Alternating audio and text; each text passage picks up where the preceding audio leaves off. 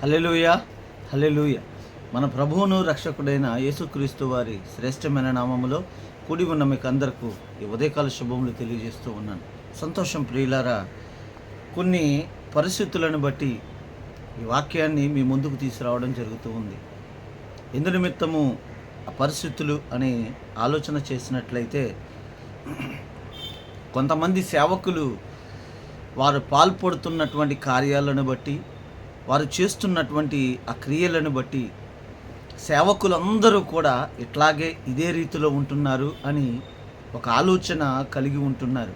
ఇది చాలా బాధాకరమైన విషయం. ఎందు నిమిత్తం అంటే, సేవకులందరూ అట్లాగా ఆ రీతిలోనే ఉన్నట్లయితే దేవునికి రావాల్సినటువంటి మహిమను వారు పొందుకుంటూ ఉన్నారంటే, అందరూ కూడా అట్లాగా లేరు. కొంతమంది మాత్రమే ఆ రీతిలో ఉన్నారు. అందరూ అట్లాగ ఉన్నట్లయితే ఈ లోకమంతయు కూడా ఇంతటి సమాధానముతో ఈ యొక్క లోకమంతయు కూడా నడపబడే విధానం అన్నది ఉండదు. ఎందు నిమిత్తం అంటే, నీతిమంతుడు ఒక్కడనూ లేడు. యేసయ్య అంటూ ఉన్నారు ఈ మాటలు. ఎందు నిమిత్తము అంటూ ఉన్నారంటే, కొంతమంది నీతి నిజాయితీలతో కడుపును కట్టుకొని మోకాళ్ళ మీద పడి ఏడుస్తూ సంఘము నిమిత్తము, అనేక ఆత్మల నిమిత్తము రక్షించబడటానికి భారభరితమైనటువంటి సువార్తను ప్రకటిస్తున్నటువంటి వారు అనేక మంది వారి యొక్క జీవిత విధానాన్ని కూడా పక్కన పెట్టి, కుటుంబ భారాన్ని పక్కన పెట్టి, రక్షణ భాగ్యము చేత పట్టుకొని, ఇది కేవలము దేవుడు అనుగ్రహించింది కాబట్టి ఆత్మల భారము కలిగి ఉన్నాం, మమ్ములను పలానా స్థితిలో నుంచి దేవుడు మమ్మల్ని లేపాడు కాబట్టి ఆ యొక్క దేవుడు ఇస్తున్నటువంటి రక్షణను బట్టి మేము ఆయన నామాన్ని మహిమపరిచి ఘనపరచాలి, అనేక మందిని, మాకు లాంటి వారిని అనేక మందిని ఈ యొక్క రక్షణ సువార్త వైపు నడిపించాలి అనే ఆశతో, ఆ యొక్క సంకల్పముతో అనేక మంది సువార్తను జరిగించడానికి బయలుదేరుతూ ఉన్నారు. ప్రియులారా, అందరూ కూడా మోసగాళ్ళు కాదు, అందరూ కూడా వంచకులు ఏమాత్రము కూడా కాదు. ఎందు నిమిత్తం అంటే, సేవకుల ఆ యొక్క ప్రార్థన ఫలితాలు అనేకము పొందుకున్న తర్వాత కొంతమంది దైవ సేవకులందరూ కూడా ఇదే రీతిలో, ఇదే స్థితిలో ఉంటూ ఉన్నారని వారిని కూడా కలుపుతూ ఉన్నారు. అదే కోణములో, అదే దృక్పథంతో చూస్తూ ఉన్నారు. చాలా బాధాకరమైన విషయం. సేవకులందరూ ఇంతే. చాలా బాధాకరమైన విషయం. ఎలీషాను గేలి చేసి తెలిసి తెలియనటువంటి పసిపిల్లలు ఆయన బోడివాడని వెక్కిరిస్తూ ఉండగా, ఏడిపిస్తూ ఉండగా, ఎక్కడి నుంచి వచ్చినాయో తెలియదంట. ఎలీషా ఏ కోశాన కూడా ప్రార్థన చేయల. ఎక్కడి నుంచి వచ్చినాయో తెలియదు. అడవిలో నుంచి ఆ యొక్క ఆడ ఎలుకు బంటులు వచ్చి ఇష్టానుసారముగా చీల్చుకొని వెళ్ళిపోయినట్లుగా లేఖనము సెలవిస్తూ ఉన్నది. ప్రియులారా, నిన్ను ముట్టినవాడు నా కనుగుడ్డును ముట్టినట్టే అని సేవకులను ఉద్దేశించి మాట్లాడుతూ ఉన్నాడు. కోరాహు సమూహమును సమూలముగా నాశనము చేసినటువంటి దేవుడు నిన్న నేడు ఏకరీతిగా ఉన్నటువంటి వాడు ఆయనే. ఒకవేళ సేవకుడు తెలిసి తెలియని పరిస్థితులలో, ఆ యొక్క ప్రలోభాలలో, లోకపు ఆశల్లో ఎవరో ఒకరు, నూటికి ఒకరు పడిపోయినట్లయితే వారి నిమిత్తము ప్రార్థన చేయాలి. ఎందు నిమిత్తం అంటే, సేవా పరిచర్య అంత సాధారణమైనది కాదు. మరణాపాయ పరిస్థితులను కానీ, లేక ఒక పరిస్థితి వారి జీవితంలో ప్రభావితము చేయడము ద్వారా నిజముగా నేను దేవుని సేవకు అంకితము కావాలని ఆ సేవకు వస్తూ ఉంటాడు. ఇది ఏదో యాదృచ్ఛికముగా జరిగినటువంటి కార్యము కాదు. ఒక బలమైన సంకల్పము అతని పైన ఒత్తిడి చేస్తేనే తప్ప సేవ పరిచర్యకు ఏ వ్యక్తి కూడా రాడు. అటువంటి సేవకులు కొన్ని పరిస్థితులను బట్టి పడిపోయే పరిస్థితిలో మనం ఏం చేయాలంటే, వారి నిమిత్తము ప్రార్థన చేయాలి. ఎందు నిమిత్తం అంటే, నీవు పడిపోయినటువంటి సమయములో, సంఘము కుంటుపడినటువంటి సమయములో, మోకాళ్ళ అనుభవము ద్వారా నిన్ను, సంఘాన్ని కాపాడుకున్నటువంటి సేవకుడు నీవు పడిపోయినటువంటి సందర్భములో ఆయన ఏది కూడా ఆశించకుండగా, అంటే ఆ ధనాన్ని కానీ, లేక ఆహారాన్ని కానీ, నిద్రని కానీ, ఇవన్నీ కూడా హెచ్చించి నీ కోసము పడుగాపులు పడి, దేవుని పాదములు పట్టి, అడిగి గోజాడి పొందుకున్న తర్వాత నీవు పొందుకున్నటువంటి ఆ శేష జీవితము సేవకుని యొక్క సేవా ఫలితమే. మరి ఆ వ్యక్తే ఈ క్షణంలో పడిపోయినప్పుడు మనం ఏం చేయాలంటే మన వంతుగా మనము ప్రార్థన చేయాలా. అయ్యా, ఆత్మీయ తండ్రి పడిపోతూ ఉన్నాడు, అతని బలాన్ని మీరు సమకూర్చండి అని మనము ప్రార్థన చేయగలిగితే నిజముగా దేవుడు ఆ ప్రార్థనను ఆలకించేవాడుగా ఆయన ఉన్నాడని ప్రభు పేరట మనవి చేస్తున్నాం. సేవకులను అందరినీ కూడా ఒకే రీతిలో కంపేర్ చేయొద్దని ప్రభు పేరట మనవి చేస్తున్నాం. రెండవ రాకడ సమయంలో నిజంగా ఎత్తబడే గుంపు కొరకు అనేక అహర్నిశలు ప్రార్థిస్తున్నటువంటి దైవ సేవకులు అనేక మంది ఉన్నారు. వారి నిమిత్తమే ఈ లోకము ఇంకను ఈ రీతిలో సస్యశ్యామలముగా నడుస్తుందని మరొకసారి మీకు వాక్యం ద్వారా తెలియపరుస్తూ ఉన్న ప్రియులారా,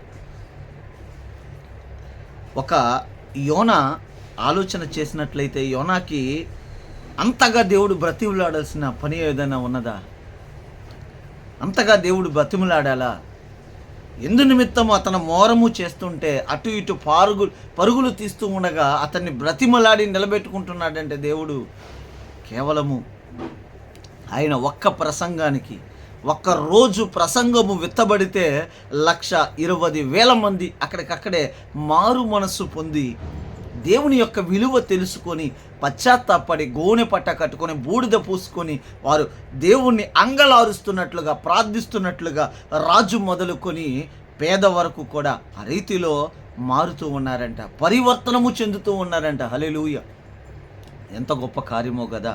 ఒక మనిషిని తల్లిదండ్రులు చాలా ప్రార్థనాపరులై ఉండి ఒక కుమారుణ్ణి మార్చడానికి, అతని మారు మనసు కలగజేయడానికి అనేక విధాలుగా, విధాలుగా అనేక మార్లు ఉపవాసం ఉండి దేవుణ్ణి కనిపెట్టుకుంటూ అయ్యా నా బిడ్డ మారాలని సంవత్సరాల తరుబడి ఆ కార్యాన్ని అడుగుతూ ఉండగా ఎప్పటికో కలుగుతుంది. విశ్వాసులైన భార్యాభర్తలు ఇరువురు కూడా వారి కుటుంబ శ్రేయస్సు కోసం, వారి బిడ్డల శ్రేయస్సు కోసం, వారి బిడ్డల రక్షణార్థముగా వారు చేస్తున్నటువంటి ఆ యొక్క విడువన్నటువంటి గొలుసు ప్రార్థనలో ఎన్నో దినాలకు ఆ యొక్క ప్రార్థన ఆలకించబడుతుంది. కానీ 1,20,000 మంది అంటే మాటల ఒక్కసారిగా మారు మనస్సు పొందుతూ ఉన్నారంటే యోనాకు ఉన్నటువంటి మోకాళ్ళ అనుభవం. హల్లెలూయా! దేవునితో ఆయనకు ఉన్నటువంటి సఖ్యత, ఆయన విడువకుండగా ఆయన చేసేటటువంటి ప్రార్థన, దేవుణ్ణి మెప్పించే విధానము, ఇవన్నీ కూడా యోనాలో ముడిపడి ఉన్నాయి. కాబట్టి ఒక దైవ సేవకుని ఆ యొక్క హృదయములో దేవునికి ఉన్నటువంటి స్థానాన్ని బట్టి, ఆయనకి దేవునికి ఉన్నటువంటి బాంధవ్యాన్ని బట్టి, వారిరువురు మధ్య ఉన్నటువంటి అటాచ్మెంట్ని బట్టి దేవుడు ఏం చేస్తూ ఉన్నాడంటే యోనాని ప్రత్యేకపరుస్తూ యోనాకి మాత్రమే ఈ కార్యాన్ని అప్పగిస్తూ ఉన్నాడు. సేవకులందరూ కూడా దుర్మార్గులు కాదు. దయచేసి గమనించండి. కడుపులు కట్టుకొని సేవా పరిచర్యలు చేసేటటువంటి వారు లేకపోలేదు. ఆ గిరిజనుల మధ్య పరిచర్య చేసేటటువంటి వారు సేవకులు లేకపోలేదు. ఎప్పుడు చంపుతారో మతోన్మాదులు అనేక మంది తిరుగుబాటు చేసేటటువంటి ఆ యొక్క ప్లేసులలో పరిచర్యను సాగిస్తూ ఉన్నారంటే ప్రాణాలు సహితము, కుటుంబాన్ని సహితము లెక్క చేయకుండా, వారి యొక్క జీవన విధానాలను లెక్క చేయకుండా పరిచర్య చేయగలుగుతూ ఉన్నారంటే అది కేవలము దేవుని యొక్క ఆ యొక్క మహాకృప, ఆయన పిలుపులో ఉన్నటువంటి మాధుర్యాన్ని బట్టే కానీ వేరొకటి ఆశించి కాదు. ప్రియులారా, ఒకవేళ వాక్యం వింటున్నటువంటి ప్రియ సహోదరుడా, నీ సేవకుని నీవు ఏ కౌశనైనా చిన్న చూపు చూస్తూ ఉన్నావేమో. దేవుడు వారికి అనుగ్రహిస్తున్నటువంటి ఆజ్ఞ ఏంటంటే ఎవరైతే నీ మాట వినలేదో, ఎవరైతే నీకు ఎదురుకిస్తారో, ఎవరైతే నిన్ను త్రోళ్ళనాడి మాట్లాడతారో వారి పైన నీ పాదధూళి దులపమని చెప్తూ ఉన్నారు. కానీ ఏకోశాన సేవకుడు మన పైన పాదధూళి దులపగలుగుతూ ఉన్నారా? ముఖము పేద ఉమ్మి వేస్తే అది తుడుచుకొని పక్కకు వెళ్ళిపోయే పరిచర్యను సాగిస్తూ ఉన్నారు. ప్రియులారా, తన అహాన్ని చంపుకుంటూ ఉన్నాడు. తనకున్నటువంటి ఆ యొక్క ఎగోని కానీ ప్రతీదీ కూడా చంపుకొని కేవలము దేవుడిస్తున్నటువంటి పిలుపును బట్టి నడిచేటటువంటి సేవకులు లేకపోలేదు. అనేక మంది వారి యొక్క సేవా పరిచర్య వల్ల ఈ లోకము ఇంకనూ కూడా సమాధానకరమైనటువంటి పరిస్థితుల్లో నడుస్తూ ఉన్నది. మారు మనసు పొందినటువంటి అనేకుల నిమిత్తము వారు అంగలారుస్తూ ఉన్నారు. కాబట్టి ఇంకనూ దేవుని యొక్క రాకడ లేట్ అవుతూ ఉన్నది ప్రియులరా. నీ మార్పు కలగాలని దేవుడు అంటూ ఉన్నాడు. ఇక నుండైనా ఈ చెట్టు వలన భూమి ఏల వ్యర్థమైపోవలే, ఈ చెట్టును నరికించి అగ్ని గంధకములలో వేయండి అనగానే తోటమాలి అయినటువంటి సేవకుడు బ్రతిమలాడుతూ ఉన్నాడు, అయ్యా ఈ సంవత్సరమైనా ఉండనివ్వండి, దాని చుట్టూ త్రవ్వి ఎరువు వేస్తా, శ్రేష్టమైనటువంటి ఎరువును వేసి ఆ యొక్క నీటిని ఆయా సమయాలకు నేను అందజేస్తా. కాబట్టి ఈ సంవత్సరము చూడండి, దాని ఫలాలు ఇవ్వని పక్షములో మీ ఇష్టం వచ్చినట్లు చేయండి. ఇది కూడా ఇష్టపూర్వకముగా మనసులోంచి వచ్చినటువంటి మాట కాదు. ఒక సంవత్సరము వ్యవధి అడుగుతూ ఉన్నాడు సేవకుడు. ఎందు నిమిత్తమంటే ఈ సంవత్సరములోనైనా సరే తన ఫలాన్ని ఇచ్చేదిగా విశ్వాస జీవితం ఉంటుంది. అనవసరంగా ఇన్ని సంవత్సరాలు దీనికి ఇన్వెస్ట్మెంట్ చేసి ఎదురు చూసాం కదా, ఈ సమయంలో దీనిని నరికి వేసినట్లయితే వేరొక చెట్టు ఆ ప్లేసులో ఉండదు కదా, వేరొకటి ఏదో ఉంటుంది కానీ తను ఉండడు అని అన్న ఉద్దేశముతో తను శ్రమ పడటానికి, నిమిత్తము శ్రమించడానికి సేవకుడు చూస్తూ ఉన్నాడు ప్రియులారా. ఒకవేళ సేవకుడు ఏదో తప్పు చేశాడు అనుకోండి, ఆ చేసినటువంటి సేవకుడు ఆ ఫలితానికి దేవుడు రెండంతలుగా ఆ యొక్క దండనను విధిస్తారని వాక్యము సెలవిస్తూ ఉన్నది. తీర్పు తీర్చేవారము మనము కాదు, దేవుడే తీర్పరి. కాబట్టి ప్రతి ఒక్కరూ కూడా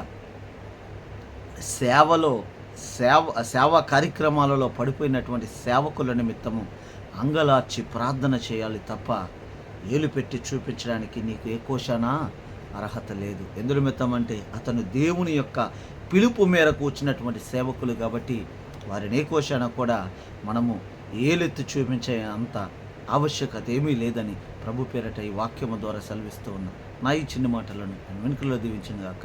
కూడి ఉన్న మీకు అందరికీ ఈ ఉదయకాల శుభములు తెలియజేస్తూ ఉన్నాను. హల్లెలూయా, హల్లెలూయా.